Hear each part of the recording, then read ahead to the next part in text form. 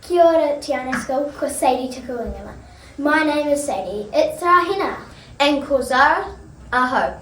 I'm Zara. Welcome to the morning report for Monday, the 3rd of August. A big welcome to our newest classroom, room 14.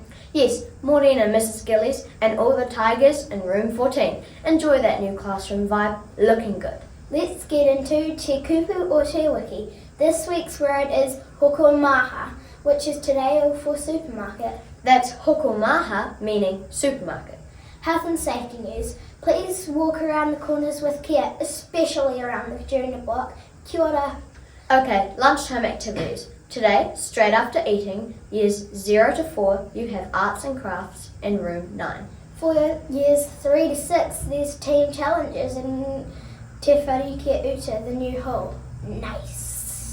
And netball drills and skill for years 4 to 6 on the netball courts right on. Sport sheds and bikes will be going as usual too.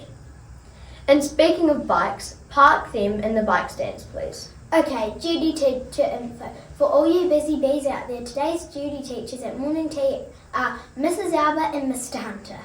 And at lunchtime, there's Mrs Hardy, Mrs Russell, Mrs McGlade, Mr Chapman, Mr Child and Mrs Hanson. Remember, anything you need help with out there, go see a duty teacher. They're here to help. Uniform news. Socks only for indoors and in shoes. When outside, bare feet or shoes. Thank you.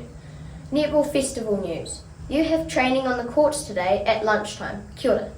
Birthday news. 3 today at Te Anau School. Leah in room 9 is now 11 years old and Cooper in room 7 is finally turning 8. And Taste in room 5 is lucky number 7. Happy birthday, Koto. Have a great day.